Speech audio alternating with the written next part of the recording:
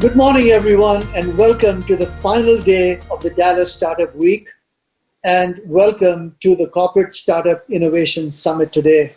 I'm really excited that we are here today for this particular summit, because even though I run a really big business here at Capital One, at heart, I am in startups. In fact, over the last 22 years in Capital One, I have built from scratch many of the businesses that we have in the company, or turned around businesses to become new businesses and successful businesses. And I'm here to tell you that it is a real opportune time for us to get together, because the world has changed. And no, I'm not talking about the pandemic. Over the last couple of years, the entire world has entered a new industrial revolution, the fourth revolution. And this is beyond digital. The fourth revolution is about artificial intelligence, it's about machine learning, it's new hardware, new software, new ways of doing things. And to move from one revolution to another, you can't tiptoe your way across, you can't walk across, you can't second guess yourself, you have to jump. And what is needed today, more than anything else, are leaders in corporations, in small businesses, in entrepreneurs, leaders who will be measured not by purely their intellect or their skill level, but their propensity to jump. Now, corporations, in particular, find it really hard to make these transitions, because corporations are so successful at what they're doing in the previous industrial revolution. They have optimized everything that they've done. They've been really successful. And when they encounter a new arena, the tendency is to dip your toe in the water and to try a few things on the edge, and then try to ease yourself into that arena. In my experience, I've found that that does not that does not work. The real success stories are of companies that are able to make the jump. And now in our businesses, we have done that over the last few years. And let me just share with you a few things that I've learned in this journey.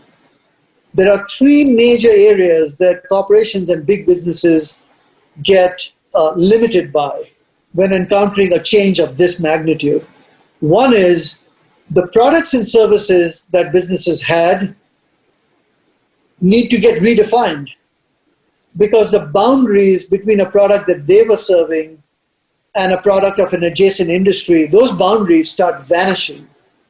They start disappearing. So for instance, in banking, if you think about a business like auto finance, a bank may think that they are in the business of financing automobiles, but technology has made it so much easier for customers not to first find the car and then separately find a way to finance it, but they can do both simultaneously. And so one of the innovations we've led in the industry is to massively make the jump from being a bank that financed auto loans, for instance, to being a bank that helps customers find the car that they want and finance it seamlessly in one shot. And that has required people to break down all the barriers of their thinking about a product and enter a completely new realm. The second area that I found that companies generally find a really hard time dealing with, and certainly we had our own challenges, and there's something we had to really bust through, is the organizational boundaries. Because remember, to be successful, companies optimize each function so that it can efficiently create the product or service that it was going to deliver. Well, in the new world, all bets are off, because you have to innovate in a completely new way with new skills to get the new product to the market. And so those organizational boundaries need to get dissolved. And one of the things that we've done very successfully is we've broken down those barriers, created teams that are self-sufficient. You can almost call them mini companies or mini startups, so that each one of them can really be entrepreneurial and unleash innovation that we need.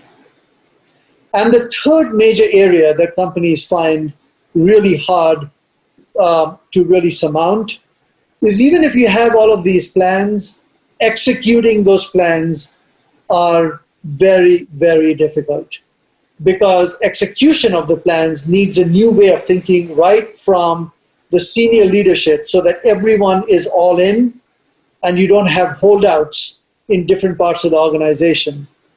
And I had the good fortune of having a little bit of experience in a company that actually failed. This is many, many years ago, 25, 30 years ago. And I had lots of lessons that I took away from it. But one of the key lessons was that even if you've got the right strategy, execution of that strategy is one of the most difficult things a company can do. But in summary, we are right now at this unprecedented time where everything that corporations do needs to change, and they need to get much more entrepreneurial, which really brings me to today. And the amazing thing that can happen today is that corporations can learn from startups, and startups can learn from corporations.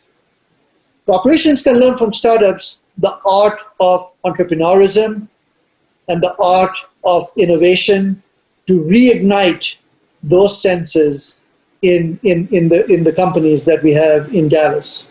For the startups, you can get a glimpse into how to broaden your horizons and how to really think about scaling up your business, and what are the trials and tribulations required so that you can really change the world, bring new things to bear, and then start to grow it and fulfill your dreams.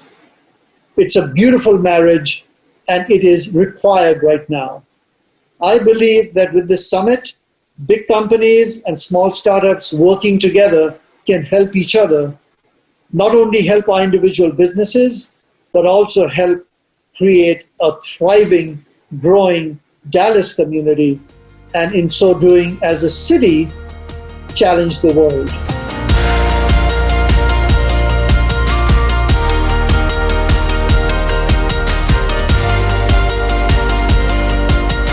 Welcome to everyone joining us for the 6th annual Dallas Startup. Today we have two dynamic and, in my opinion, very cool entrepreneurs who are going to share their story and also give you some tips on taking your business to the next level. Today we have Rex Kazayas, founder of Asset Panda, and Stephen Bohannon, founder of Alchemy. Gentlemen, welcome to Dallas Startup, and I'm going to jump right into some questions. So, thanks for having us. You've both been very successful at your businesses, but there was a beginning where you get to make a choice between working for somebody else and going into life of an entrepreneur. So what was your motivation for choosing the latter, and that's to becoming an entrepreneur? And Stephen, I'll start with you.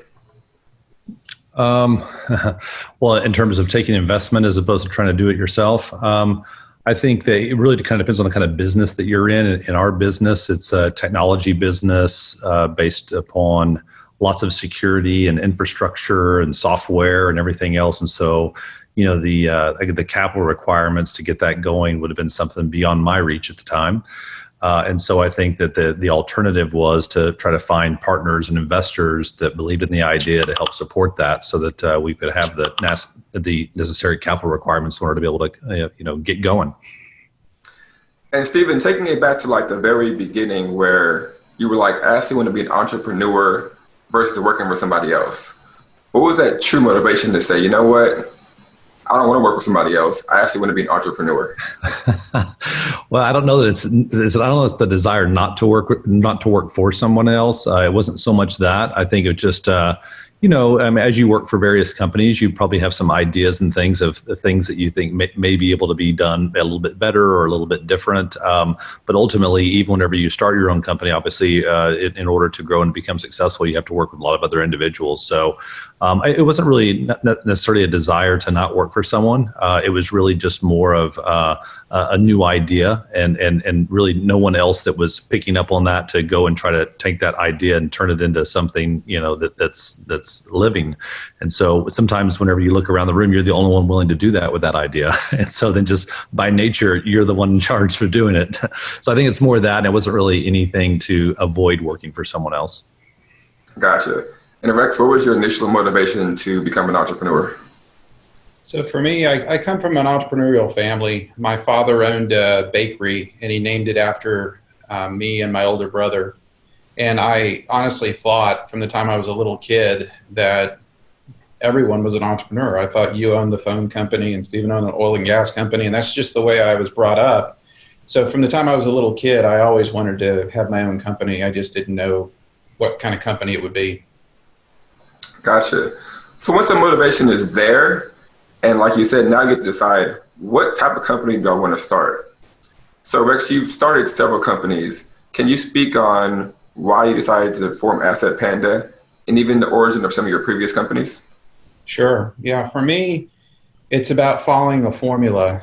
And that formula really is heavily weighted. There's basically two sides to it. One's personal, one's business.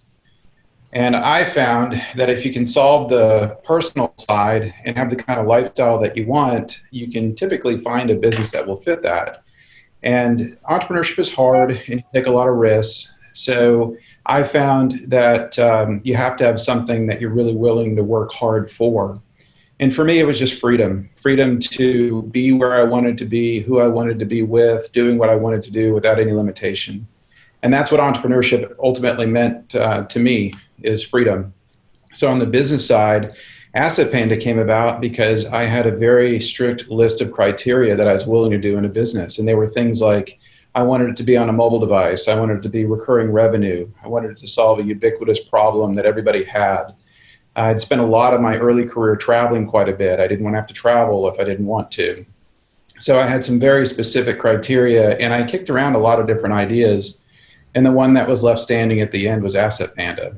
And that was back in 2012. So I just stuck with it and continued to grow it. Thank you. And Stephen, can you speak about the same thing? Can you repeat the question again? Sure.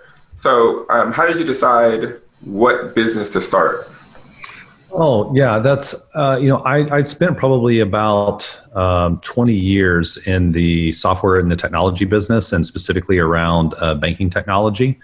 And so it really just kind of happened organically, where there was kind of this opportunity, saw a need within the industry for something where it wasn't really what Alchemy does. We're a digital banking platform company. So we're able just to see that there was a kind of a need in the industry, because the early systems didn't really contemplate the big shift that was happening in financial services, moving more to all digital as opposed to a physical channel based business.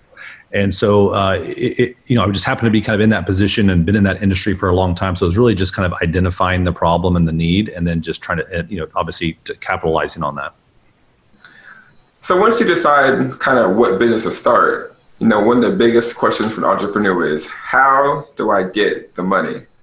So Stephen, you got financed initially. I think you even did a second round recently. When you initially started Alchemy, how did you decide the type of financing to do, and how did that actually happen?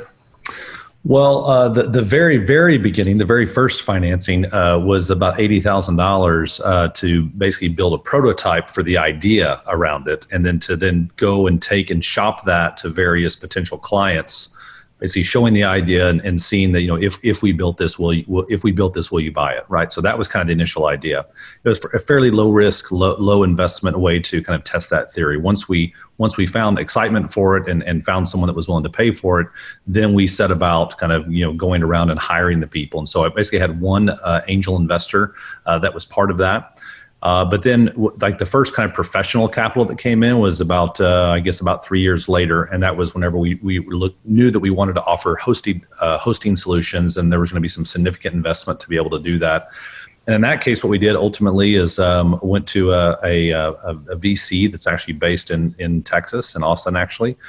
And to their website, they asked you to submit your business plan and answer 2 questions: why you and why now. And so basically, we had to go create about a 30 or 40 page document that outlined kind of what the business plan is, what the idea was, and submit it to them. And we got a call back, and then a few months later closed that. In fact, they're still an investor today, but we've closed multiple rounds, and then have added to that investor community since then. But it was everything in kind of different steps along the way.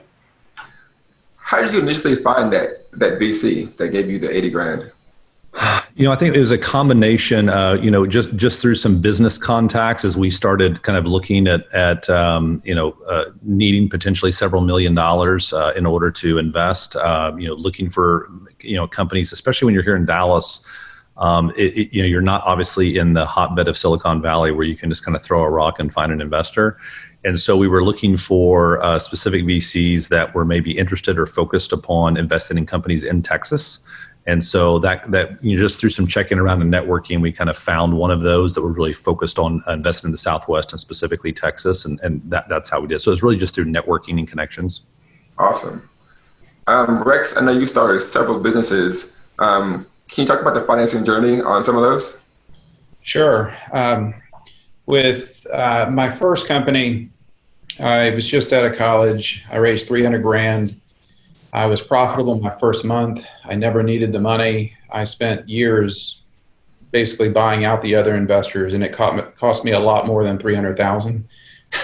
So it was a big lesson for me to learn. So every business after that first one, I bootstrapped on my own, including Asset Panda. I was fortunate to have a few different exits before Asset Panda. I capitalized it with about 1.5 million of my own money, and then another 1.5 million in debt, just commercial bank debt. And so I'm a 100% owner of Asset Panda, and I'm a big believer in bootstrapping for lots of different reasons, control and all that sort of thing. But I also think, we live in what I consider the golden age of entrepreneurship. So when I first started my companies and I needed infrastructure, for example, I used to have to go out and buy the servers and air conditioning and cabling and all that sort of thing. And now you light up AWS. And when we started Asset Panda, we were on the same cluster as Netflix the day we opened. And I can give you lots of other examples of different services that are out there. So there's, I think there's a need. Most companies, especially if you're a tech company, if you're a software play purely, the cost of building these companies just seems to be getting less and less over time. The real challenge is the marketing and the sales effort. So one of the things that stuck out to me that you just said was you raised 300K initially. And so can you talk a little bit about that process? How did you get such amount of money? And you were relatively young when you did it too. Yeah, I was 22 when I went out to go raise the money. There was 3 angel investors at 100 grand apiece. And it was, there were 2 things. One, we were building a services business that if you looked at our plan, you would know pretty quickly if we were going to succeed or fail. We should have gotten traction quickly. And we also had a technology play that was kind of part and parcel of it. So I think the investors saw it as a relatively low risk investment, and they could tell quickly if I was going to be successful or not. And lo and behold, it was good timing. It was 1999, 2000. I feel really old telling you that. But it was right before a dot-com crash in 2001, and the markets we were in were just ridiculously hot. So the timing of it was really good. And so Stephen mentioned that he found his angel investor kind of through networking. With your angel investor, was it the same way, or did you have to knock on some doors to get the deal done? So I had one lead angel investor who is a person who's still a good friend to this day, who had connections to the other 2.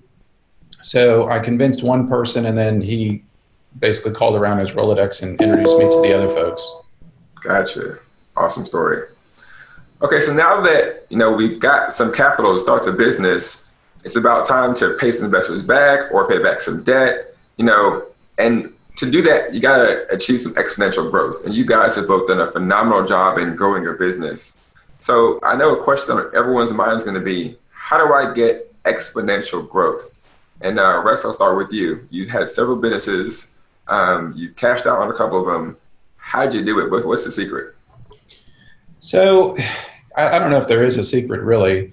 I just decided that it was back to the basics. If you had a strong focus on your client and providing great service to them, and you had a lot of loyalty and for your employees, and you wanted to hire the best people, if you could combine a good service with really good people, with the best interests of your clients, people tend to see that pretty quickly, and they want to be part of it. So I think one of the keys to growing a company, and this is just a personal opinion, but as a CEO of a business, I think there's a lot of commonality of what our focus should be across any board in any industry, and that's to hire the best possible people available to work for your company. And if you can attract really good people, I think you're going to have really good results. So all of my companies have been very high growth, Asset Panda included, and a lot of it has to do with just the core people. Now, there's some very specific things with a company like Asset Panda where it's a software play, where we rely heavily on inbound sales and content marketing and so forth. That gets us lots of leads that we can convert, but it all just starts with the core. It starts with the people that you hire. I want to touch base on a little thing, on something you said just now. I was watching one of your interviews yesterday, and it really impressed me because you not only have a great product, but you actually detailed when someone goes to your website what they want to see in order to make a sale. And you named kind of like 4 things that a customer want to see. And I was like, wow, not only does this guy have a great product, he actually knows the customer journey to making a sale. So it's not just about having a great product, you have to know the other side of the store of the coin too. So can you touch a little bit about that and how that it takes like content marketing skills and other things to really drive that high revenue growth story? Yeah, I believe that most of the buying decision, especially in tools like this, and maybe for almost anything now, is made before they ever contact anybody from your company. They want to see that you're a professional, so they want to see a professional website. Maybe like back in the day, if you walked in somebody's front lobby, you wanted to see, everything perfect in a nice Class A building. They want to see that on your site. They want to see points of validation. They want to see other people that are using your system. The information that they want it to be readily available and accessible. They also want to see reviews. What are other people saying about your company and your product? So there's a number of things they want to check off. From a content marketing perspective, a keyword analysis goes a long way. Understanding core keywords, short tail keywords, and long tail keywords. So you can develop content that speaks to all of those. So when people search, they can find you on the front page of Google, the top 3 landing spots. And that's really what our goal is to inform the customers as much as we can up front. And there's an old saying of meeting the buyers where the buyers want to buy in the language that they speak. So that's what our goal is. And, it's hard, it's challenging because Asset Panda is a platform. And as a platform, we work with everybody from Disney and Tesla and Amazon to Stanford, Harvard, OU, UT, the British Red Cross. And we find that people start in the same place and end the same place. They have something they want to track, and then they want to be able to track it. But then the methodology that they use along the way can vary depending upon the use case. So from a content marketing perspective, we have to spend a lot of time talking about those nuanced use cases that can show the value. And what you want is a customer to come to your site and say, oh yeah, that's me. I have that same issue. And I think these guys are experts and they can help me fix it. Thanks, Rex. Stephen, you've also achieved, exponential growth. Can you talk about some of the story behind that and some tips for everyone listening? Well, the first thing you have to start with is you have to have there's got to be a market need for whatever it is that you're ultimately trying to offer, right? So you have to have a market need, and then you need to have a really good product, and that product can also be a service or a piece of software or whatever else. But you have to have a good product to offer to that market. So, and that's the first kind of checkbox on, is there even potential for exponential growth? Because you could do everything else right, have the right people and so forth, but there's not really a market. It's not really solving a problem, or your product's not all that great. There's a great market and a problem, but you don't have that great of a product. So I would say the most important thing is looking at your market and ensuring that you have a product that solves a problem that's actually a good product. Once you get there, then in terms of the execution side of things, I totally agree with Rex. It is on the people side of things. You're obviously going to generally need people, whether that be in both of our cases, it's a software company. So whether it be developers or whether it be the people that manage those developers, whether it be salespeople or marketing or whatever else. I mean, you kind of, those things I think happen a little bit more organically. And like one of the things that we've done, when I say organically, I mean you kind of generally hire and add those types of resources as you need them. So initially, for instance, you need to have a product. So in the cases of software, you got to build something before you can go and sell it, right? But you build it enough to where you can start selling it, and then ultimately, the further you get along, well, now I need to invest more in sales, and then maybe sales isn't getting as many leads as they need, so now we invest a little bit more in marketing. And so I think that you definitely, there's a certain, even though things will be happening concurrently throughout, there's a certain order of events that you have to have. But again, it all starts with, there's no key to exponential growth just by this particular formula. You got to look at your market, got to look at your product, and then the rest of it's execution. When you experience that exponential growth, and that's the harder piece of it, right, is being able to handle that, because ultimately, if you're doing well and you're growing, that generally means you've got a lot more customers. There's a lot more moving parts. There's, you got some customers all of a sudden, maybe a few of them set with you, and now you have to handle client relations and customer satisfaction and things like. So then there's all these problems that come along the way, and then now you go hire account managers and client success teams. So all of these things kind of just you're proactive and reactive all the time. I mean, that's really part of this, and I think the biggest thing that I would say that one of the biggest skills, at Alchemy, or characteristics, one of the biggest, we have an award at Alchemy called the Mettle Award, METTLE, and the reason we have that is, I get asked all the time, like, what is the most important characteristic, that if you're building a company and hiring people, is it they're smart? Is it that they work hard? Or is it that they're great communicators? And as I looked back, and I've just said, the most important characteristic, honestly, people that have mettle, because mettle is how you respond to adversity, and what kind of attitude and work ethic do you have whenever things aren't going your way and you're facing headwinds. And the journey of an entrepreneur, and especially one that's going through growth, is one with constant adversity. There's constantly some fire that needs to be put out. There's constantly some new problem that you need to solve. And so I'd say finding the type of people that you have beyond intelligence and work ethic and integrity is finding people that truly have mettle, I would say, is the key, because it's a constant uphill climb, in the wind and the rain, with people tugging on you all along the way. And so it really, some of it just requires perseverance and mettle. And that's, to me, that characteristic is really the key if you hope to be able to live through explosive growth. Stephen, I heard you give a Star Wars analogy one time on listening to folks, and you mentioned that, when you listen to your team, listen to industry veterans, you call them kind of Jedis, and also the new folks, you call them kind of Padawans. So I was like, that's really true. You have to have a combination of both to really, get new ideas in a generation. So when you're talking about innovation and listening to your team, how important is that? Well, I think that's to any organization. I think whether it be a group of friends or a community or a place for higher learning, and definitely in a company, that kind of speaks back to that diversity thing. One of the things that you'll see some people do, and I think it's a little bit of a mistake, is the natural low risk way. And by the way, this will be something when you bring in investors that they'll actually try to press you to do, is we want repeaters. We want people who know exactly what they're doing. They've done this before. They come from the industry. That they kind of get this list. Basically, we don't want risk. Right, that's ultimately what they're saying. The problem is if you ultimately build your entire company out of that, what you really have is everyone who comes from the same industry or from the same kind of way of thinking, and now they're just all thinking the same way altogether at your company, right? And generally, you're not going to have a lot of kind of fresh, groundbreaking ideas that come out of that. It's just human nature. We tend to kind of only be exposed to so much, and then we tend to kind of only have a certain amount of deviation from that in our, quote, new ideas. So one of the things that we were very conscious about, because in our market, it was a 100% replacement market. So we were out selling online banking and mobile apps to financial institutions to use that.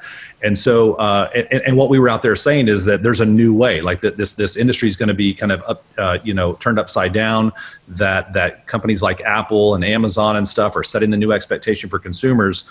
Well, and so if we went and built our company from other digital banking companies, right, which technically those hires would be the lowest risk for us because they already know what they're doing.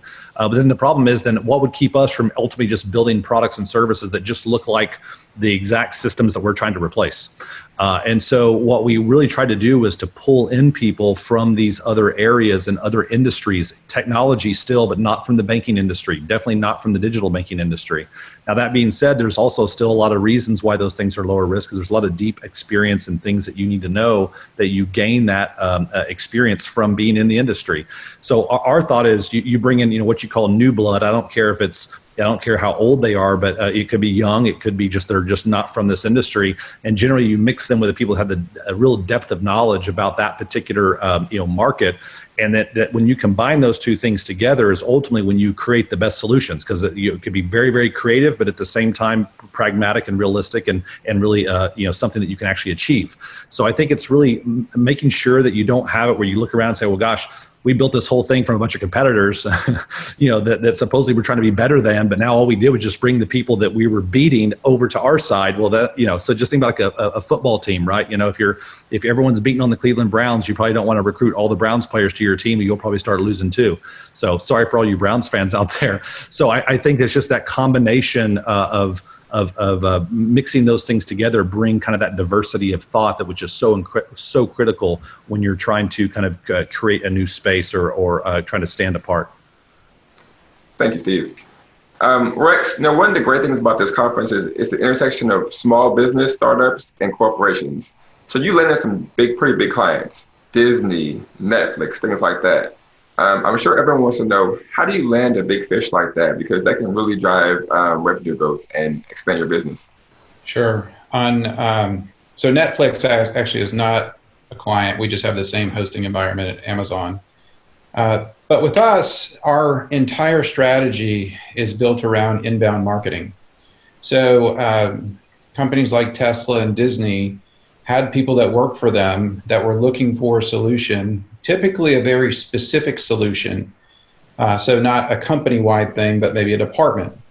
So our goal is to put content out that they can find and they can consume, and it draws their interest. So they come in through a CTA on our site. And we really can't delineate between big fish and small fish as they come through the funnel. So for us, it's just opportunistic, and it's not really a specific target. We found that as marketing matures, and I'm sure everybody's got different takes on this, but when I took marketing in school, we talked a lot about industry segments. And for at least at Asset Panda, we found that that's not a very effective way to market to people. It is definitely a way that we do, but the most effective way is through personas. So if you're an IT manager and you work for Tesla, Disney, or a small nonprofit, you probably have the same issues. So we tend to market towards the person, what their job responsibilities are, what their pain points are, and we find that translates very well from the smallest nonprofit to the biggest Fortune 100. So that's how we approach it. Thanks, Rex. And Stephen, I know you are dealing with some pretty sizable banks on a regional level.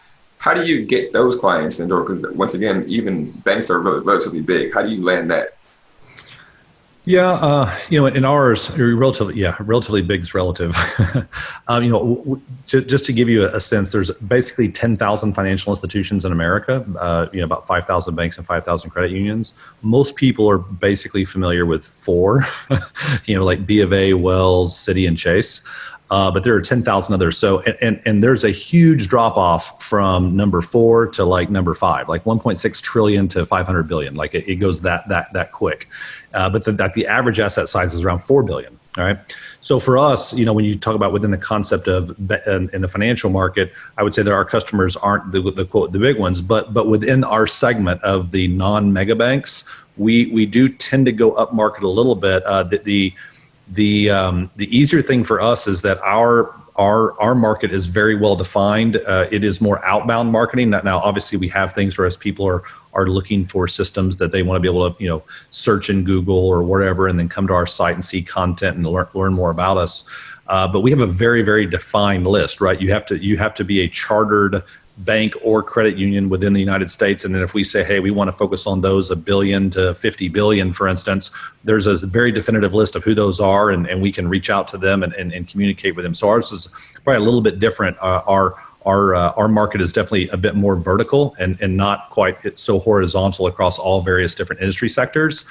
So ours is totally outbound, and is 100% B2B and with a defined market. Is there any secrets to that success of going outbound so successfully? Well, and kind of the secrets of success on, I mean, the line of questioning is kind of going towards larger clients. I would say, obviously, it depends on your business, right? Because sometimes you don't want a larger client. I can just tell you that we even kind of have an upper limit. Not that a mega bank would want to go with us, let's say, because they have thousands of developers on staff themselves. They're basically software companies that sell financial products. But even if they did, it would not be something that we would, as an organization, be able to handle them as a customer, quite honestly, and the demands that they would have, right? So one of the things that I'm telling you this really from my experience, even in the financial services industry for 23 years or so, is that there's oftentimes a size of a customer where it's not worth it. Like you can be enamored with the logo or with the company profile, and you can think, oh wow, if we could only have them as a customer. And I'm just telling you, sometimes that you're asking for trouble. Sometimes it's actually better to go after a mid-tier size or even down to the smaller one that can be highly profitable business, that you generally have customers that generally maybe aren't quite as demanding. What they expect and what you're able to fulfill, there's a match there.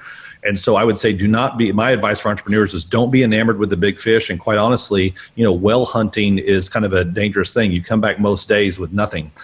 So, go out, get a few fish, hit a few singles and doubles, kind of work your way there. So I would actually recommend ensuring that whatever capabilities that you have as a business, and speaking to entrepreneurs, make sure that you can prove it with someone who is less demanding first, and then kind of work your way up. Okay, but I would not. I've just seen a mistake so many times where people are like, oh, we're going to go get that meeting with X company or X company, and they're constantly swinging for the fences, and they end up striking out a lot more. And where if they will just kind of set their sights a little bit lower to start with, prove themselves, then whenever they're trying to get that meeting with those larger clients, they actually have a great resume, a great client reference list, and everything else that they can point to. But I would say be careful swinging for the fences all the time, because people that do that generally don't have the greatest batting averages. Thanks, Stephen. Company culture is very important to both of you. And Rex, I'll start with you. Can you talk about your company culture, how you build it and how you sustain it? Sure. So there's, I really have to draw a line of demarcation for Asset Panda pre-COVID, post-COVID. We've gone to a completely remote environment, so our company culture has changed. But there are some basic pillars that I think are very important, and I can't emphasize enough how important company culture is. And ultimately, any product or service can be copied and someone else can do it. What's the difference between companies that are successful over the long term and not? And I would argue that it's culture. I think culture is the only durable competitive advantage that any company will ever have. And culture to me is simple. It's getting the right people, making them feel wanted and informed, celebrating their individuality, who they are as people. If they can come into work every day and feel challenged, excited, motivated, communicated with very clearly, and know that they've got a powerful and strong voice where the company wants to hear good, bad, and indifferent, I think you have the pillars of something that can be turned into a great company culture. But a culture isn't a thing that just happens the first day you start. It's built over time. It's trust, it's respect, it's loyalty, and it's really respecting the people on your team and trying to make your environment a place that nobody would want to leave, and it's not easy to do. It's incredibly hard to do, I think, and it's hard to maintain over a long period of time. And I think it's why you have huge companies over time that go out of business or they dissolve. And I think it all comes down to the motivation of the people and then the culture that is kind of instilled from the top. Well, I can tell by the interviews I've seen that everyone at your company has fun and they love the t-shirt. So great job. Thank you. Stephen, can you talk about your company culture, how you build it and how you sustain it? Mm-hmm. This may be a long answer here, so I'll try to make sure I try to keep it as brief as possible. So, we didn't start out with any mission statement or any sort of cultures that we had written down anywhere, and so then it got to a point to where, I don't know, maybe we were 100 to 150 people or so. And so the culture was just kind of almost, if you just asked people what it was, we most people would kind of say the same things. Hey, what's the culture there at Alchemy, right? But we got to the point where we said, hey, as we're growing, because we went from like 40 people to 100 to 200 to 300 to 400, kind of each year, we obviously realized that we had something special, and we could see threats to it of dilution, especially as you're hiring a lot more people and they're coming from some other place that maybe has a little different culture. And we didn't really have anything formalized, stating what it was, codifying it. We didn't have any programs to reinforce it and things like that. So we brought in a fantastic, she's technically our chief HR officer, but chief people officer, chief culture officer, whatever you want to call her. And part of that was to ensure that we not only codified our culture, but that we reinforced it and were held accountable to it at all times. So some of that, where it starts, number one is, writing down what it is. This is our culture. These are our values and so forth, and making sure that everyone's on the same page, not just something, and really asking yourself, does that really reflect us, or is this just something that we think would sound good on our website? And by the way, everyone should have their own thing. There's not one great culture. It depends on your business, depends on the people, but whatever it happens to be, make sure it's authentic. So that's something that's got to be there, and if whatever you say it is. If you guys have a lot of great time together or whatever, then say, great, what part of our culture is having fun? But if you don't say it's having fun, because then employees just resent it and it just looks like words on the wall, right? So that's first thing is, so writing it down that it's authentic. Then what we started doing is, throughout our process of hiring people, for instance, we kind of filter for culture fit, regardless of skills. Like the primary job of our HR team, because you can go through resumes and interviews, and this person can be smart and have all the background and experience. But one of the things that our teams weigh in on is, do you think they'll be a good culture fit for the company? Right. So that's one thing. Then once they get in the company, besides doing a lot of things that kind of Rex mentioned, making sure it's a place they don't want to leave, and we do benefits, and we do ways to connect with each other. We serve all of our employees lunch every single day. We do these things to kind of create kind of cohesiveness. But then the other thing that we do is at the end of the year, for all of your performance reviews, we have 6 culture compounds at our company, and your entire performance review is, how well did you exhibit those culture compounds? Rate yourself 1 to 3 and give me examples of how you exhibited each of these things. Things like transparent communication, trusted accountability, courageous innovation, stuff like that. So now it's part of your performance review. And then we have all kinds of things within our communication where we're constantly reinforcing these things. We'll say things like, one of ours is courageous innovation. So maybe we send out a blast where we're talking about one of the teams, what they did and how they demonstrated courageous innovation. So you constantly see our culture compounds and all the communication of the company with examples of how people are exemplifying that culture. So you're constantly reinforcing it in all your communication. So, and then we also have what's called culture training. So literally every person at least once a year has to go through culture training. And we talk about it. We talk about the example. And so it's like, I think they do it like 30 employees at a time or something like that. And it's like a one-day session. And we challenge our culture. We say, do we really exhibit these traits? What are ways that we need to do this better? What are ways that we're failing? So we look at it almost like a business objective within our company to maintain our culture, and everyone just kind of holds so tightly to that to hold on to it. And I would just say that culture is not simply putting up a list of 5 or 6 things that you are on your site, or maybe at like a couple places in your office, and saying, yeah, that's our culture. It is something that has to, especially when you're growing, because you're bringing in so many new people to the company, you have to have formalized, institutionalized things in place to ensure that it does not get diluted, and in fact, it gets strengthened. So hopefully that's short enough for you. No, that would be great. You can tell I'm passionate about it. Yeah, I'm with Rex. I think it's the most important thing about your company, and it's really the only differentiator, really sustainably. Forbes had a whole article on this and saying culture is actually the number one determiner of perpetual innovation within a company. And then you see that out there in the marketplace, companies that have kind of a one and done, flash in the pan, had a good idea, kind of fizzled out. And then other companies that just seems year after year after year, they're always coming out with something new, something innovative, leading the market. And the difference in those two companies generally is the culture. Thank you very much, Stephen. I'm going to do some rapid fire questions now. So Rex, this one is for you. Time management. When you're beginning in a company, sometimes you have to do everything, but then that kind of limits your growth. Sometimes you have to kind of like offload things on other people and leverage your team to really grow. So can you talk about that transition of growing and going from doing everything to maybe leveraging your team? Yeah, it's one of the biggest lessons I learned in my business life. Early on, I had a chance. I was 25, and I had a company that was doing about $3 million in revenue, and I had a big ego, and all the revenue went through me, and I kind of managed the entire business. And I had a chance to buy into a multinational software company, become the president. And I wanted to do it. So I bought into the company, I became president, and now I had a $3 million book of business that was all me and all tied to my ego. And I had to learn to transition that to other people. And it taught me a very profound lesson, because the people I transitioned it to turned a $3 million book of business into a $20 million book of business. So one, I wasn't as good as I thought I was, and I learned the power of multiplying your skills through other people.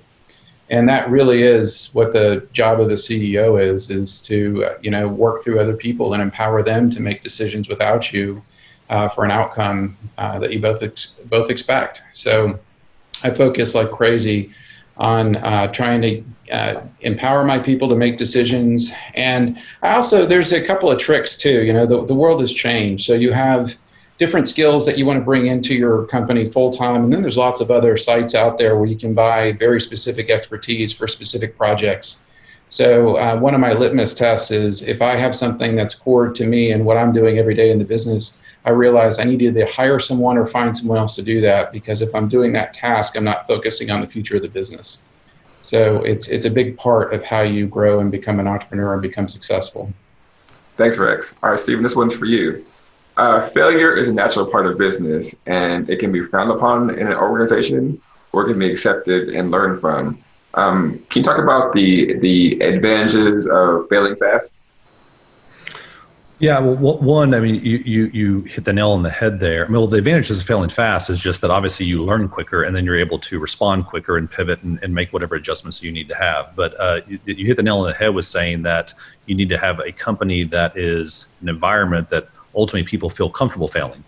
And that is a huge differentiator with the company, because we call ourselves a disruptor in this space, and then we have the defenders, right? The ones that we're trying to replace their systems, right, that are out there. And I would just say that what we see generally is that in the defenders, they very much have a culture of kind of not losing what they have. They're the equivalent of the football team that has a 4-touchdown lead, so they totally change their game plan and start running the ball 1 yard every play, because they don't want to lose their lead, right? Well, eventually a lot of times those things backfire on you.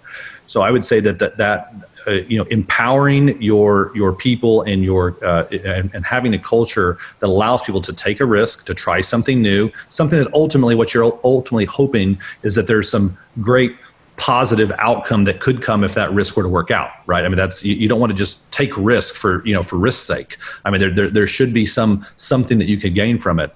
But then ensuring that whenever they don't, that it's like, okay, we learn from that, we move on, that you don't have a culture where everyone's getting canned, or, oh, I heard so-and-so messed up, they're probably going to get fired for that. If you hear those types of things in your organization, that you don't have a culture that ultimately promotes experimentation and being courageous. So it's very key for us. Now, the flip side of it, you can't go all the way to the other side and just have people failing all the time, right? Then sometimes you just have bad employees that you have to say, hey, that person, they only fail. So there is a balance to all of it. But I think that not only failing, but like you said, failing fast is really the key to. It's basically it's the difference between having something in an oven and having something maybe in a convection oven or a microwave. Like how fast do you get there, right? It's the rotation that ultimately gets it there. So we're big believers in that, and I think that's what you see with the companies today and the startups and the smaller companies having that kind of culture of it's okay to fail as long as you try and take a risk. I think that's why you see these companies coming and you see a lot of times the larger companies start to stall on their growth as well, is because they become more focused on not losing what they have than trying to move to the next level. Rex, how has COVID changed your business? Or has it? It has, fairly substantially. The biggest thing is where we all work. So we are a fully remote company now. And it just so happened that right around the time of COVID, our lease was expiring. So in January of 2019, we put in place an initiative to allow the entire company to work remote. We did it not because we saw COVID coming, but we had a lot of employees that wanted flexibility. The other issue we had is we had very specific skill sets that we were trying to hire, and it was very difficult to hire them in this market. The folks that tend to be very specific expertise in the SaaS market tend to be on East Coast, West Coast. And it was very hard to get those folks. So for us, it was an initiative that was already put in place. Now, it really pushed it forward about 12 months faster than we would have liked. But that was a big thing. And the second thing COVID's done is opened us up to a truly global employment marketplace. We've hired quite a few people in the last few months, and most of them are not in Texas. They're all over the United States, Canada, Philippines, India, Bosnia, Jordan, lots of different places. We're trying to find the best people in the world for the specific jobs that we're looking to have done. So it's radically transformed our business. Well, Rex, that was a great answer. Stephen, I have one more question for you, and then I'm going to ask for you some parting words.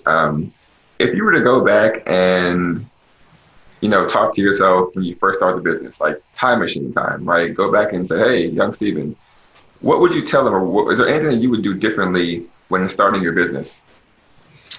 It'd probably go back to the last question, which was around the culture. There were definitely times because of the pressure, whether you felt it from investors or you felt it from yourself, where in order to, hit the next objective or make that number or whatever, that, especially when you need people to do it, it's really easy to rationalize people that don't fit the culture, but that have the skill set to go ahead and bring them on and make them part of the team because it solves a problem. You have a short-term problem. The problem is you create a long-term one, and ultimately you'll be replacing that person later anyway. And it's probably going to be more painful because they're, then become entrenched. So I would say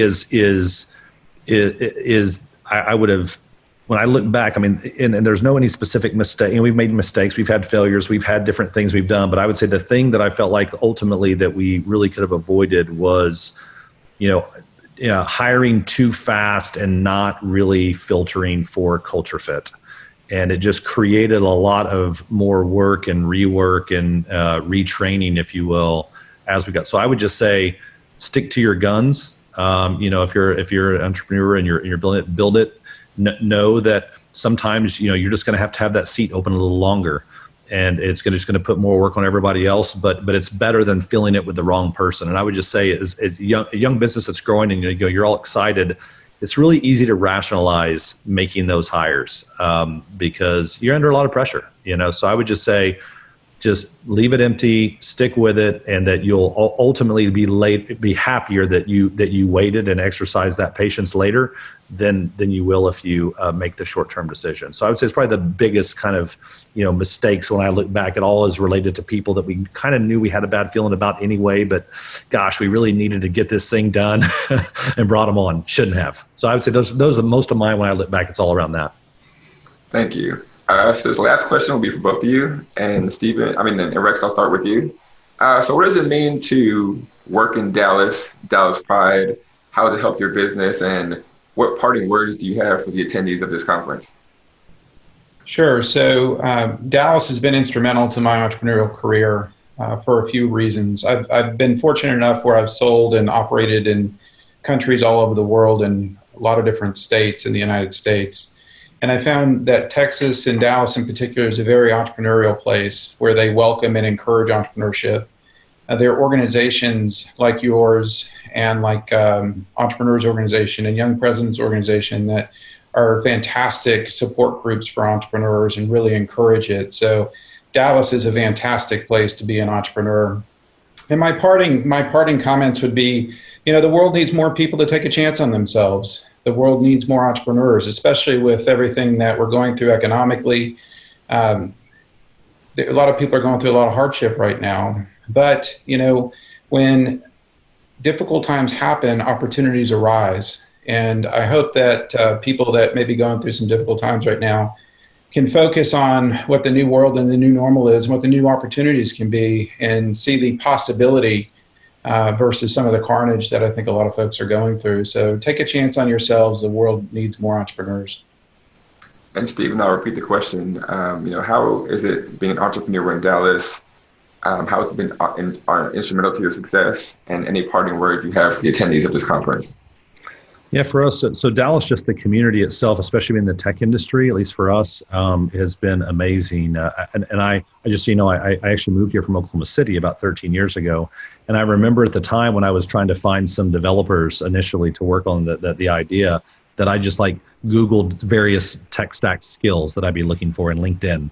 And I think I had like 8 results in Oklahoma City, and I had something like 450 results in Dallas area, right, for those same skills. And so it was such a huge difference from a place even 2.5 hours away. And so for access to talent has been amazing. I think that for us, since we deal nationally and we travel a lot to client sites and prospect sites, so being centrally located and be able to basically take day trips to San Francisco or even as far as New York City, I think that has been huge. And then whenever you're looking for our kind of the prototypical workforce for us is generally a bit on the younger side, young families. And so being in the North Plano, Frisco, McKinney area is just almost like an endless supply of this type of talent that we've been able to add. So I think that the location in the country, obviously the tax climate, and then the access to resources, the DFW area has been amazing. We probably wouldn't have been able to do this in Oklahoma City or Omaha or some other place.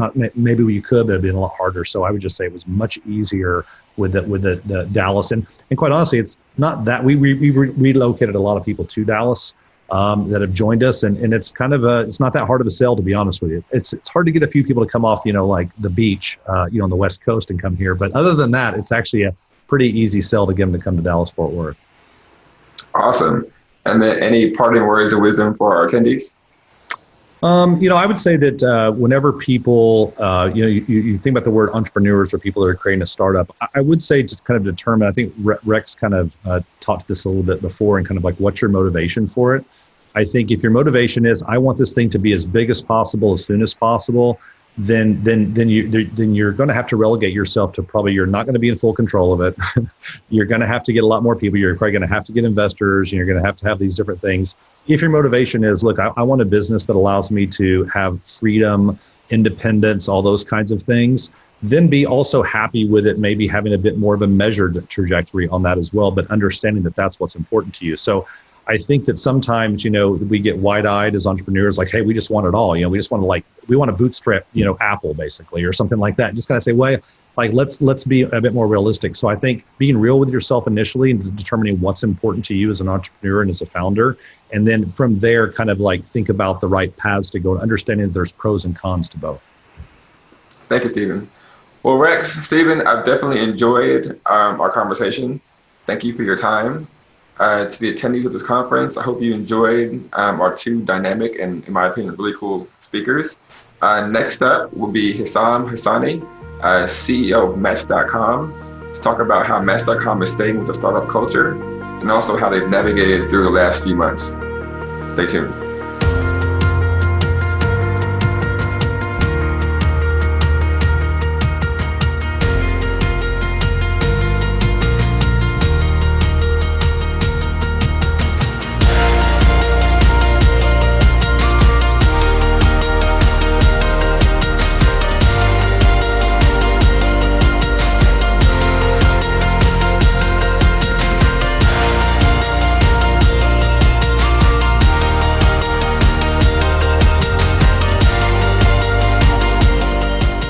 Well, hello, everyone, and thank you so much for joining us. My name is Danielle Abril, and I'm a tech reporter at Fortune.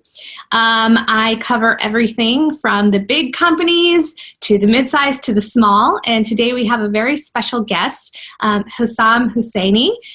He has experience across all of those areas, so it should be really exciting to talk to him. A little background on Hissam. He has been the CEO of Match for nearly 3 years, and he's spent just under 10 years at the company, serving in roles including the CEO of Plenty of Fish, the general manager of new initiatives, and vice president and general manager of Match International. Hussaini, spent the first 2 years at Match Group, becoming the youngest vice president before leaving to start his own tech startup called Bunch, and that was sold in 2013. He lives in Dallas with his wife and his 3 children. So thank you, Hissam, so much for joining us. Yeah, excited to be here. Thanks, Danielle. Wonderful. Well, I just want to go ahead and jump in. I think the thing that's on most people's mind as we're working through a pandemic is how to work through a pandemic. Let's start off with the early part of the pandemic and how that affected Match's business. If you want to just explore a little bit about what you guys were seeing and how you were viewing this in the early days. Yeah, I mean, it feels like years ago, but can't believe it was this year. The early days, the first 2 weeks, I would say, things are really up in the air. We didn't know what to expect. A lot going on internally, but also just with singles. Like, do they want to date? What's going through their minds? And I would say the first 2 weeks, we really were just watching things daily and seeing how it played out. But very quickly, probably around the beginning of April, we started to see our business stabilize. And in fact, since then, it's actually grown tremendously. Match has had several record months just this past summer. So, dating is alive and well. Singles and humans, ultimately, we crave human connection. The pandemic threw a wrench in that. We had to sort of figure out the new normal, but the underlying need for our service was still there. I was around at Match actually during the 2008 financial crisis and the recession. And we saw similar trends then, that the core need that we provide through our service is needed regardless of a pandemic or a recession. Just looks a little bit different. So we did do a few pivots early on. We're the first dating app post-pandemic to launch video dating, which we can talk about, which I think really provides a safer way to get to know someone before deciding, if you want to meet in person. We also we have a team of experts at Match that are available to our members. We actually opened that up nationwide for free to the entire country because we knew navigating a relationship and dating was tricky. It was unprecedented. So we wanted to provide as many resources as we could. And we actually, we'd working on something at Match around introducing a free tier at Match. Match has always been a paid service. We're a premium dating app amongst our competitors, so you had to pay. But we'd sort of been thinking, should we sort of have a free level of service for our members? And as soon as the pandemic hit, it was a no-brainer. We actually rolled that out to the whole country to make sure that Match was as accessible as possible. So a lot of quick pivots. We had to stay nimble.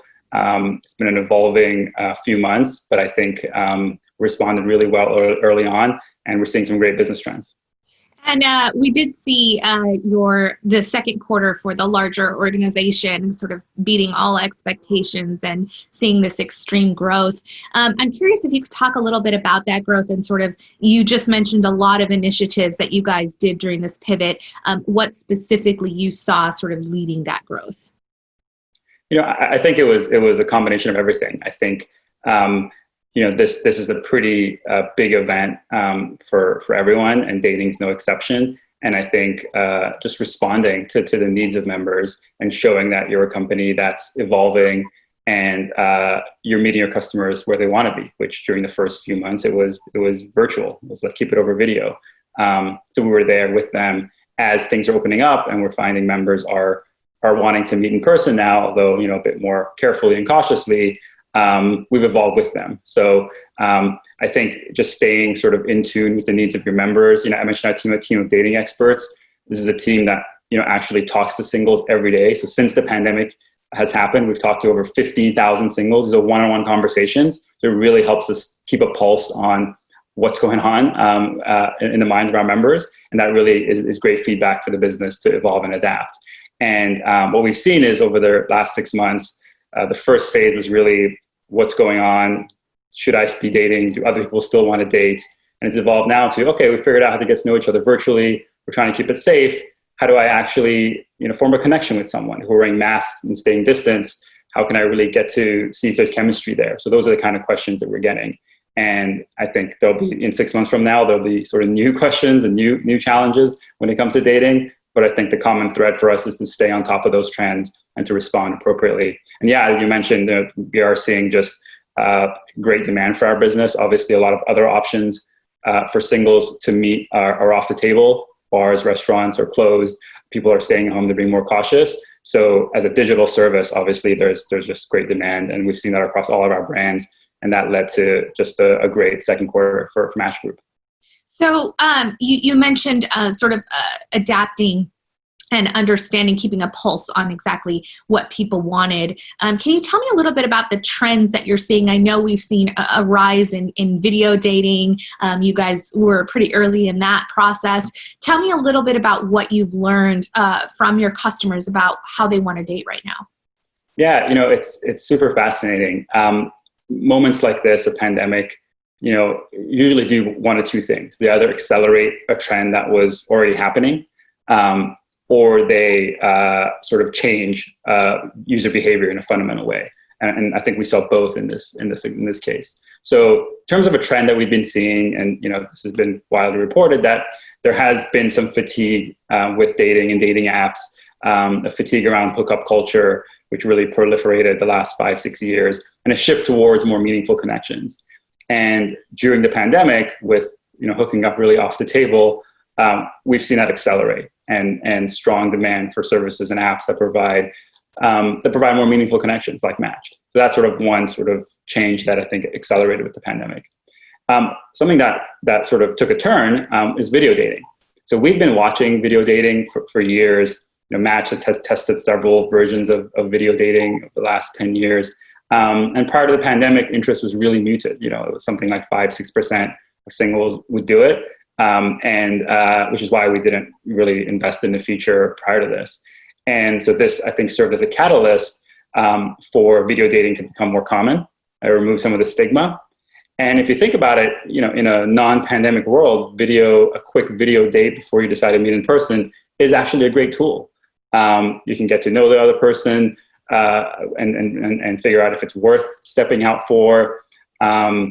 It's in some ways it can be less awkward as a date. No one has to decide who's paying. You don't have to decide where to go. It's really just a more low pressure way to get to meet someone.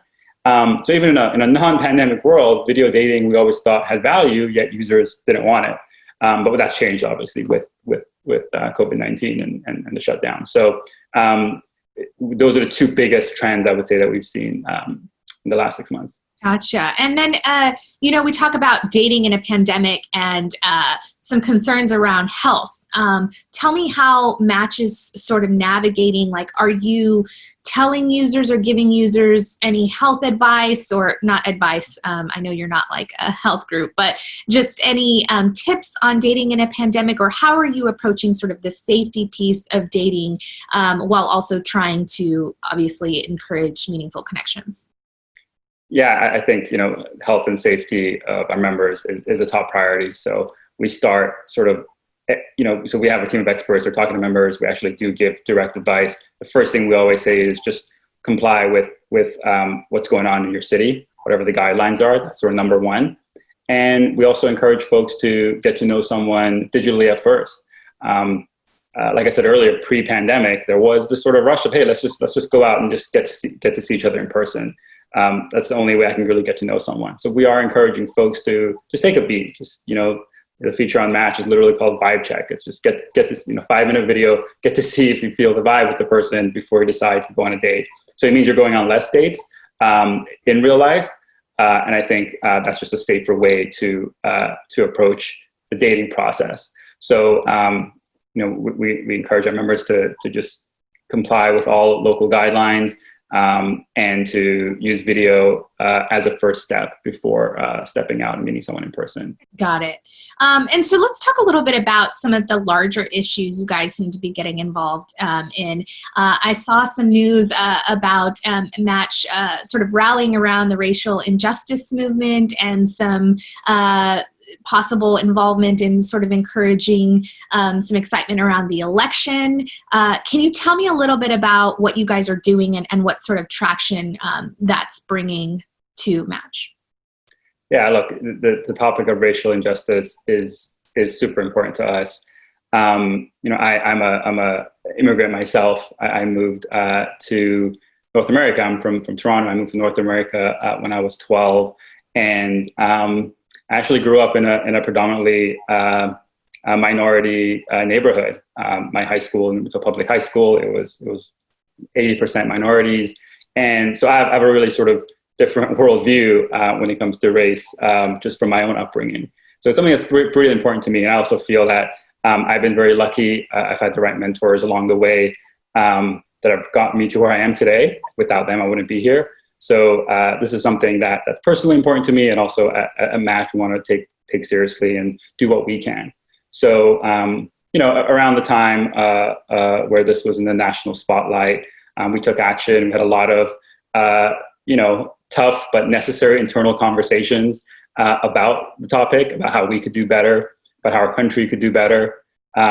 We also kind of put our money where our mouth is. We made donations to several charities that we felt were progressing these views, and we also had donation matching for our employees to make sure that the causes they feel passionate about, that we're matching their contributions as well.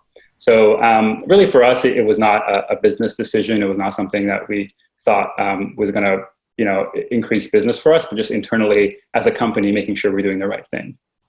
And you mentioned the elections. There are I don't know if most folks know about this, but some of the most recent startups within Match that have launched out of Dallas.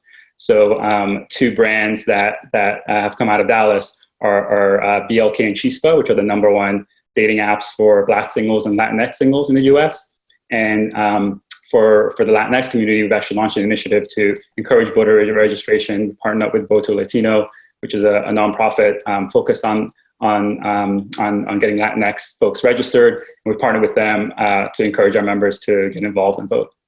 Gotcha. And that actually segues right into what I wanted to talk about next, was innovation at Match. And, you guys are a very large company, but you're able to keep innovating and sort of spinning out different little groups and apps and things like that. Can you tell us a little bit about what it's like? I mean, you come from a startup background. Well, you have a startup background, and you're now working at a large company. Tell me about how that sort of innovation works, and does it compare? Yeah, look, I think a lot of times people draw sort of a distinction between the startup world and the corporate world. And in my view, they're a lot more connected than we think. So I started off at Match for a couple of years. I left to do my own startup. I came back, and for the last 8 years, I've had several roles. And I learned more in those 2 years of doing a startup than I did in the 10 years that I've been at Match. I really value the learning that anyone can get being involved in a startup. And I think what's actually happened is in the corporate world, companies are realizing that some of the principles that startups operate under are really valuable in any setting.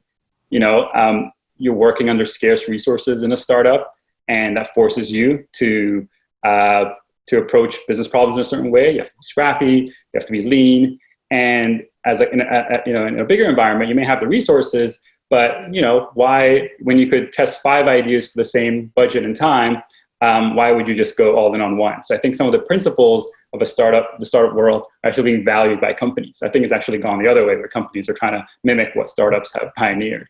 And I think, so I kind of see the world as a lot more connected. In my experience, in the last 8 years, I led 2 acquisitions of startups for Match Group.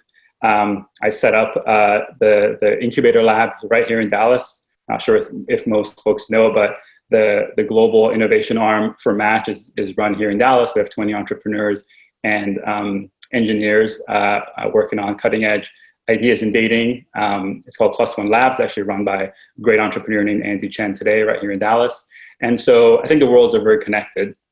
But I could go on this topic. So let me know, Danielle. We will return to that, I promise, because I definitely want to end this conversation to speak directly to startups and entrepreneurs who are interested in speaking with Match or learning from Match. But I want to get back to Match real quick to understand a couple more trends around sort of what's happening today.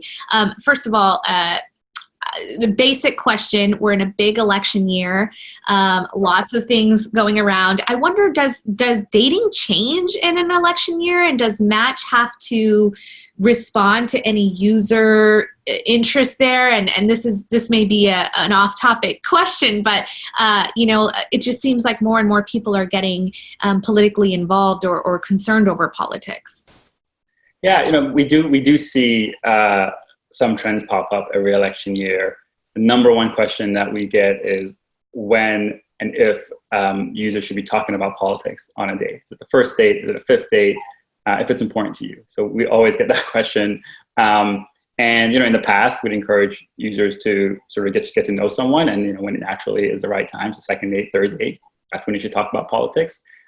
This year, we'll see how it plays out. One of the things we've seen this year is just that the pandemic alone has forced some more what we call big talk on first dates. Usually you start with small talk, but I think the pandemic has just got people talking about more intimate personal topics earlier on in a relationship. It's a clear trend we're seeing. So that may lead to more political conversations on dates early on. But in the 12 years sort of I've been at Match, I'm always surprised that when we ask our users, when we do studies of the market, politics doesn't matter all that much when it comes to love and relationships. It always feels more important in social media and in the news than when it comes to people's lives, and especially in their relationships. So I can't remember what the stat is, but I think it's a vast minority of singles that say politics can be a deal breaker. A lot of folks are really open-minded when it comes to meeting someone, and that's not the number one thing they think about when they try to figure out if someone's the right partner for them. Gotcha. Another thing that we've been interested in following was, when Facebook came out with Facebook dating, everybody freaked out over Match and were like, oh my God, there's this big social media company now entering the space. What does that mean for Match? And we saw some fluctuation in Match's stock, and there was a big hubbub, and then I don't really hear anything anymore. So I'm curious as to what you've seen from Facebook dating, and if competition seems to be rising in your industry in general, given the pandemic and given sort of people's want to connect from home these days. We haven't seen any impact to our business as a result of Facebook launching Facebook dating. Of course, in my view, more competition is fine. That's what we're built for. We compete internally within Match Group with each other. So what's one more dating app to keep track of? But we haven't seen any impact to our business. Look, dating is all we do. Every single employee at Match is 100% focused on figuring out the best dating experience for our members. And we think that's really what's led us to be successful for the last 25 years since Match invented the category. So we haven't seen any impact from Facebook dating. Of course, it's Facebook. You can never rule them out. We have to stay diligent and make sure that we're continuing to innovate on our products. But so far, we haven't seen any impact. Gotcha. And then also larger, big company thing that we've seen is obviously Match Group has spun off from IAC. And then earlier this year, before that, you guys got a new CEO, which I understand you kind of rose up the ranks with her. So I'm very interested in understanding if the new changes to leadership and the fact that you guys are like a separate company now, if that changes your strategy at all, or sort of what that means for Match. Yeah, so as you said, we spun off from IAC at the end of June. So we're a fully independent public company in Dallas, which I think is the exciting part. I think we're now one of the largest independent public companies here in Dallas. And I think in that decision, it was really a case of we had a proven track record. We've been operating as a public company for 5 years now, pretty successfully, but majority owned by IAC. And I kind of describe it as just a teenager that got a little too old for their parents' house and had to sort of get out on their own. So we're already independent, but we're already public, but we had to sort of get our full independence. And I think it just it's a great thing for us now that we're based in Dallas and fully independent. Shar and I have known each other for a long time. She was actually one of the reasons that I joined Match to begin with. I remember vividly, this was 12 years ago when I was interviewing for Match. We both happened to be in the Bay Area on business, and we decided to meet up for breakfast. So she was one of the first people I met, and I was super impressed by her. She is super intelligent. She's very humble. She is awesome to work with. Everyone who works with her feels that she is empowering.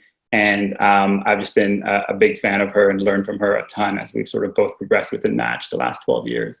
In terms of what it means for Match, it's been a pretty smooth CEO transition, I'll say.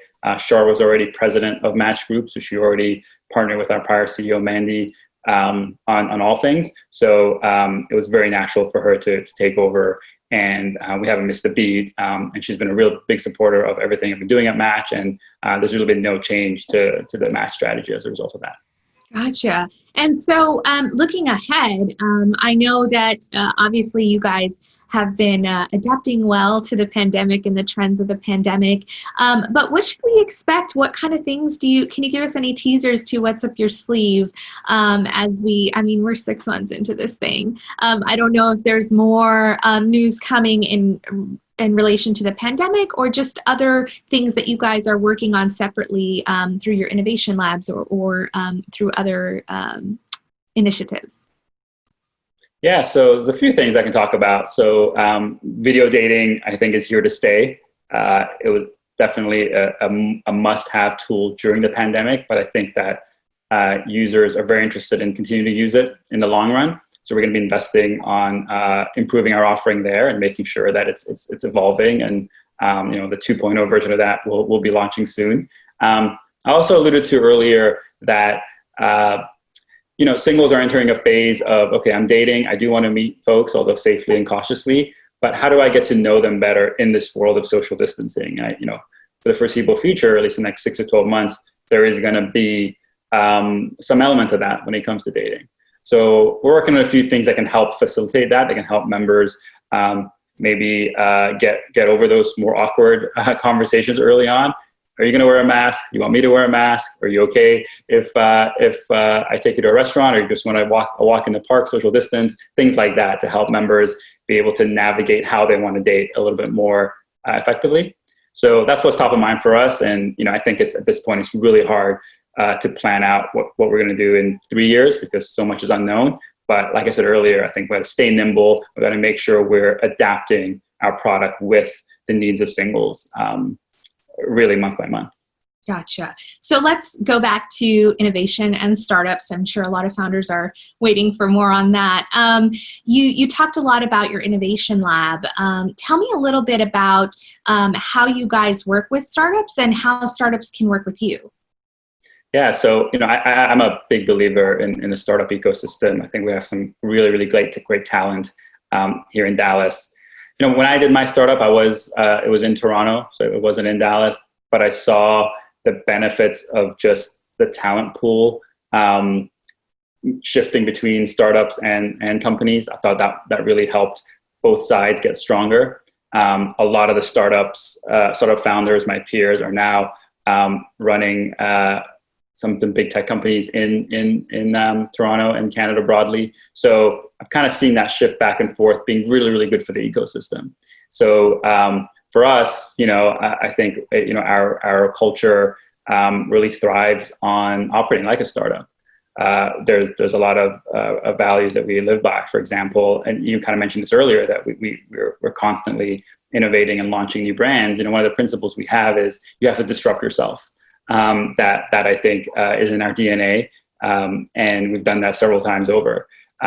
We also, like to always act as if we're the underdog. So, at Match, for example, when I was at Match, first time around, Match was the largest dating app in the world.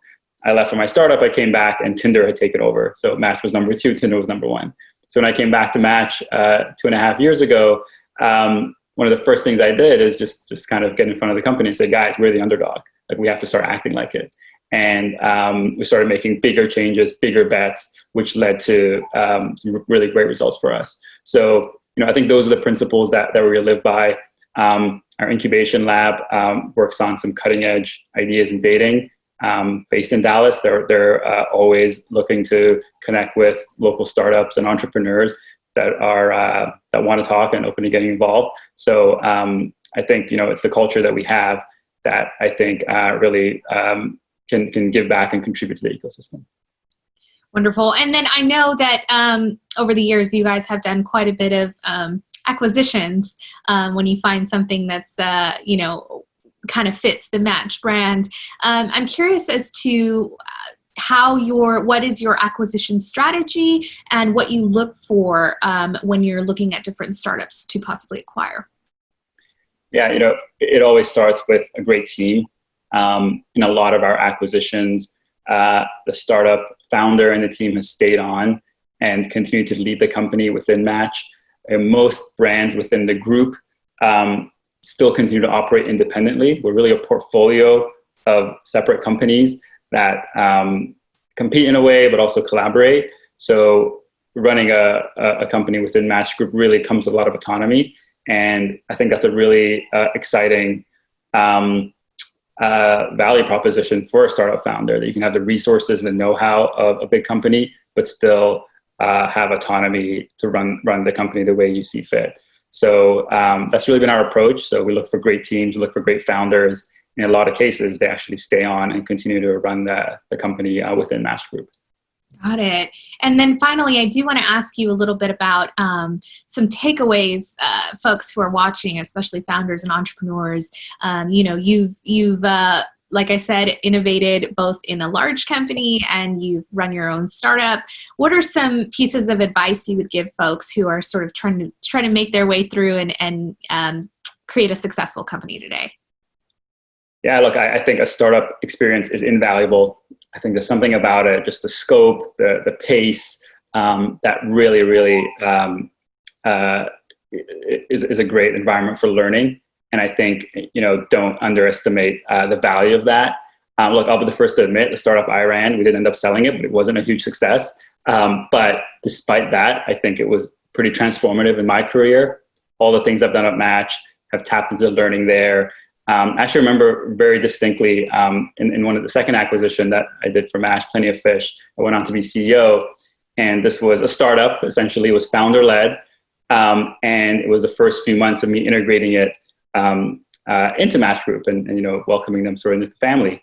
And, it was early days, a bit rocky. I was trying to figure it out. And I remember one day kind of just walking to the office and being like, I got to take off my Match hat.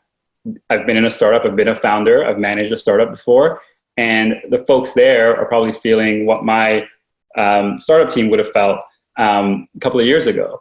And I completely shifted modes. And I channeled all of my startup experience as opposed to my experience with Match. And I think it really was a pretty pivotal moment. So yeah, stepping back from that, just the startup experience is super valuable. And I think I encourage folks to, don't undervalue how applicable it is to any role that you may have. I think staying nimble is just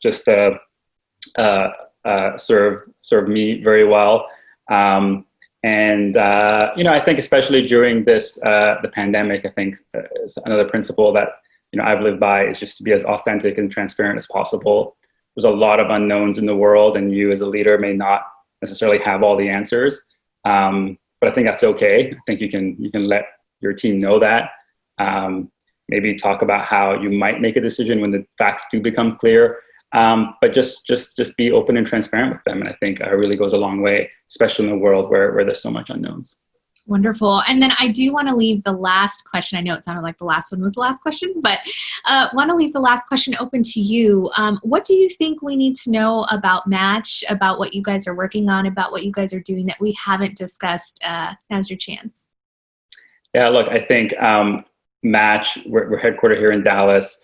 A lot of the cutting edge innovation at Match Group is actually happening right here in Dallas. So I really want to make sure people know that the culture we have thrives on entrepreneurship, on being a startup, and thinking like a startup. So a lot of that's happening right here at home. So I encourage anyone that is out there to know that Match is here. That's really how we operate. Wonderful. Well, I appreciate your time, Hassan. Thank you so much for speaking with us today. I think this was a great conversation about innovation, about what's happening right here. Well, right there, I'm in San Francisco, but right there in Dallas, and understanding sort of how to navigate such unprecedented times. So thank you for all of your insights. For everybody else still watching, coming up at noon, in the Sessions tab is an Ask Me Anything conversation with Chris Fitzgerald, Chief Technology Officer at NTT Data, and Mickey Fokin, Director of Care Delivery Innovation Lab at Children's Health, to discuss how their companies can work with your startups. So thanks everyone for joining us for this session.